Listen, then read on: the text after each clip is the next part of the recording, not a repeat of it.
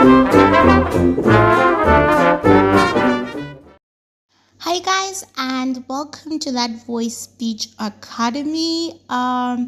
This is your host Ree Malaya, Lady Ree.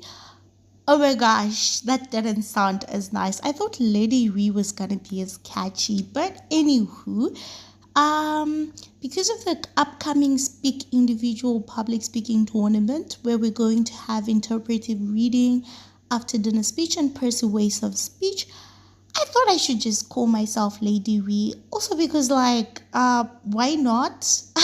I could be a Brit, in a way. Um, okay. Fast forward from my crazy self. So if you're new here, please subscribe, hit the notification bell so that you're always up to date on public speaking content because I'm your public speaking girly and yeah.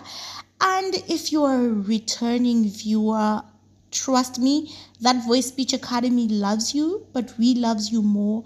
You are literally the people that make me continue to record content for this channel.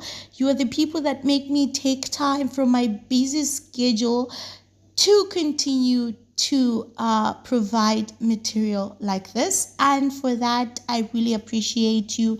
Thank you very, very much. So, without wasting much time, believe you me, your girl loves introductions. Without wasting much time, today we're going to be talking about interpretive reading. I get a lot of DMs and a lot of questions about what interpretive reading is and whether interpretive reading is like public speaking and how to pick books for their interpretive reading, what judges are looking for in interpretive reading speeches, and how one can start interpretive reading. So I know that is a whole lot of stuff to answer, but basically on this session, I'll just focus on mainly us understanding what interpretive reading is and what judges are expecting of participants in interpretive reading or what to look out for in interpretive reading. And we'll move on to then in the next session, that's when we'll talk about picking your text for interpretive reading or that etc. So if you're not subscribed, please make sure you do subscribe because you don't want to miss out, believe you me. So anywho, let's dive right into it. I think like interpretive reading starts from as little as like grade zero. Like the moment you get into school and they start making you read and write your name. I feel so tempted to share a story about the fact that I could not pronounce my full name until I was around grade two. Oh, I know. But anywho, that has nothing to do with my reading. I was a very good reader. And we now go on to that, what interpretive reading is. So, interpretive reading is basically the process of comprehending texts and comprehending a text beyond its literal meaning. So the thing is, I really hope for the sake of this session, people have done literature in English before or English literature. But still, if you have not done it, I am pretty sure by the end of this session, you are likely to understand. So, okay, interpretive reading is sort of you are reading and you are trying to express what the author has written in their piece to your audience. You are trying to go beyond the surface level of a book. It's beyond just the text. It's you going to like into the depths of what a certain author was trying to portray. But all those things you don't have to like say it aside from the text. You still have to continue reading, but you need to portray it to your audience.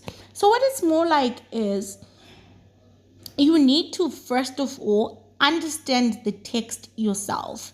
When we read texts, like when we read books, we have, I don't know whether this happens to me.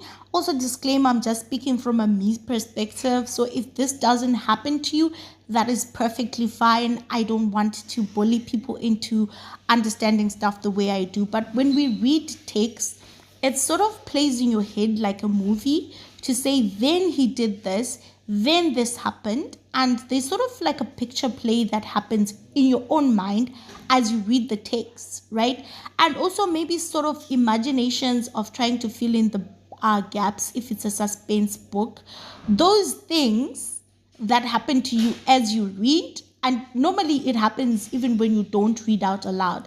In interpretive reading, you want to be able to instill the same things in your audience, but whilst reading to them. Kind of like if you have watched like kids shows. I remember when we were still kids, we still watched like a lot of kids shows. Like, you remember when we were watching kids shows, and I forgot which show it was in particular, but I used to watch the Cool Cats when I was a kid.